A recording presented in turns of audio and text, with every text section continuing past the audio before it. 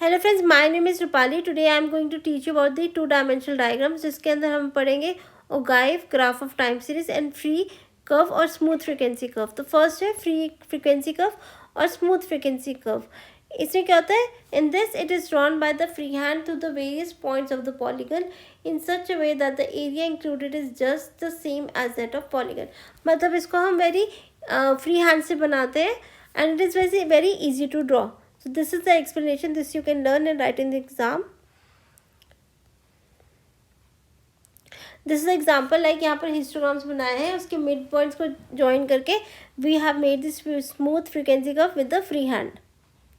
Now we have various types of frequency curve. First है normal curve. Normal curve को और क्या कहते हैं, बेल शेप्ड और सिमेट्रिकल कर्व। इसमें फ्रीक्वेंसी सबसे हाईएस्ट होती है at the centre and left and side are identical in nature. Positively skewed में क्या होता है, in positively skewed curve, under this it is having a tail towards the right hand side of the graph and contains higher value of the data. मतलब tail कहाँ पर होती है, right hand side पे। Negatively में reverse है, it is having a tail on the left hand side and contains the higher values of the data. Now fourth, that is symmetrical distribution curve. Under this it is also known as unimodal curve. Under this the highest frequencies are two places, one at the lower values and another at the higher values, higher extreme values. It is bimodal in nature and it is also known as symmetrical distribution curve. U-shaped, as the name suggests, it is having the highest frequencies at the extreme of the range.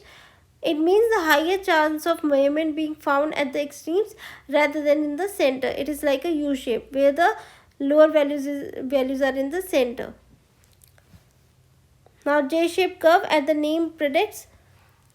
Under this, the frequencies for the distribution are very low on the left hand side and increase towards the right with the peak on the far right. It is just as a J-shaped curve. मतलब ये left से right में increase होती है, right में highest point पे ये depict करता है, just like a J shape, that is lower to the higher values, that is left to the right. Reverse J shape में होता है right to the left. Like सबसे ज़्यादा फ्रीक्वेंसीज कहाँ पर मिलती है, under this the frequencies are at the left hand side. It is maximum at this point and move towards the right hand side at a lower frequency value. मतलब right hand side पे lower frequencies होती है as compare to left hand side. Mix curve में क्या होता है, when the frequencies are increasing and decreasing we will draw with the help of we can draw the mixed curve. So these are the some of the shapes of the frequency curve. First is the symmetrical or bell shaped, then positive, then negative skewness, then J shaped, reverse J shaped, U shaped, bimodal and multimodal. These are the some of the shapes. This you can learn and you can easily go through it. Then what we know about the ogive. Ogive में हमारे पास दो method है, less than and more than. First हम पढ़ेंगे less than method का।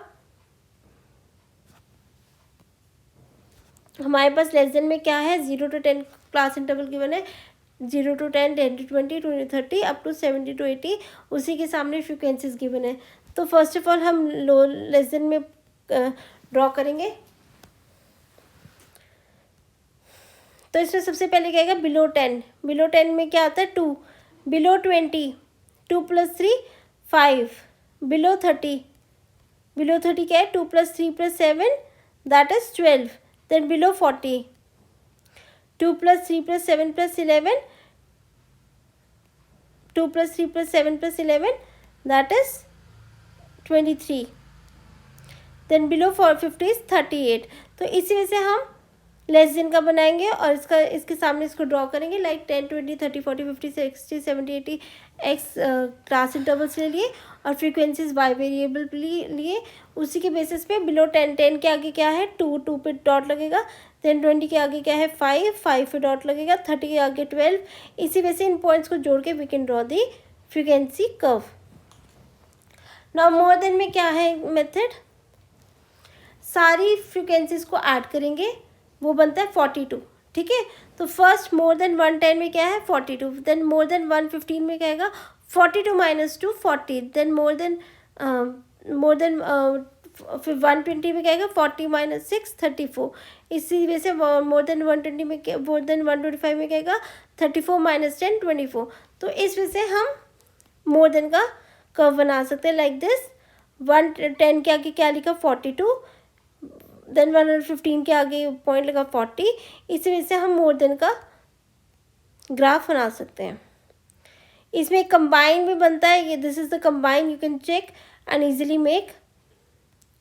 जैसे less than 20 में क्या आएगा 40, देन लेस देन 40 में क्या आएगा 40 प्लस 51 91, देन लेस देन 60 में क्या आएगा 91 प्लस 64 155। इससे लेस देन बन गया।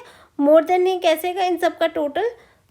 मोर देन 0 में क्या आएगा 200, मोर देन 20 में क्या आएगा 20 माइनस 40 फर्स्ट वाला that is 160, then more than 40 में 160 माइनस 51 109। इसी वजह से हम लेस देन और मोर देन दोनों का ग्राफ ड्रॉ कर सकते हैं। Now what is a graph of time series? It is used when we have to make a trend and it is make for the future forecasting। जब हमें forecasting करनी हो या फिर ट्रेंड पता करना हो तो these type of ग्राफ हम यूज़ करते हैं। तो फर्स्ट है हमारे पास है वन वेरिएबल ग्राफ।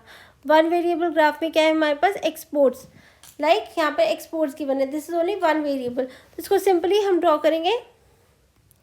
2017 के सामने क्या है 10, तो 10 पे हम लिखेंगे लाइक यहाँ पर एक्सपोर्ट्स हमने y ले लिया और ईयर्स हमने x ले लिया। तो 17 के आगे क्या है 10, 10 पे डॉट लगाएंगे। देन 18 के आगे क्या है 14, 14 पे डॉट लगेगा।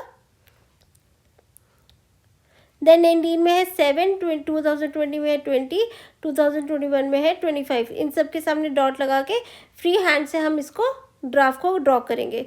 और मोर देन टू वेरिएबल्स में क्या होगा हमारे पास दो गिवन्स है एक्सपोर्ट्स एंड इम्पोर्ट। पहले हम एक्सपोर्ट का ड्रॉ करेंगे फिर इम्पोर्ट का ड्रॉ करेंगे। डिफ्रेंशिएट कैसे करेंगे, एक को बोल्ड रखेंगे और एक को शेडेड करेंगे। लाइक यहाँ पर एक्सपोर्ट्स पहले बनेगा 5 6 10 6 13, ये ड्रॉ करेंगे वन फर्स्ट वाला एक्सपोर्ट्स में। सेकेंड वाला है उसमें हम 9 12 15 9 एंड 16 ड्रॉ करेंगे। तो इस वजह से दोनों ग्राफ ड्रॉ करके we can easily make and predict the future. ना हमारे पास एक ही चीज़ के डिफरेंट यूनिट्स है, लाइक एक इम्पोर्ट्स है मिलियन में, एक इम्पोर्ट्स है करोड़ में। तो इसी को भी सेम उसी वजह से दो ग्राफ बनाएंगे, वन को शेडेड करेंगे वन को डार्क करेंगे। इसी वजह से हम अपना ट्रेंड कलेक्ट कर सकते हैं, मतलब बना सकते हैं। ना वो एडवांटेजेस क्या है ग्राफिकल प्रेजेंटेशन के। First it simplifies the data, it makes it attractive, it helps in making the comparison, it saves time and labor, it provides reference, it helps in decision making and increase image and goodwill। limitation क्या है, it cannot be used for detailed studies, can be only used for comparative studies, it is the figures are based on approximatities, it provides limited information, it is based on approximation, it cannot be used for further statistical investigation, its utility is limited to an expert and sometimes it is very difficult to make a graph. So these are the some of the, so this is the all about the advantages and disadvantages. In next video I'll come up with a new topic. Hope you got it. If you like it, please like and subscribe. Thank you for giving me time. Thank you so much.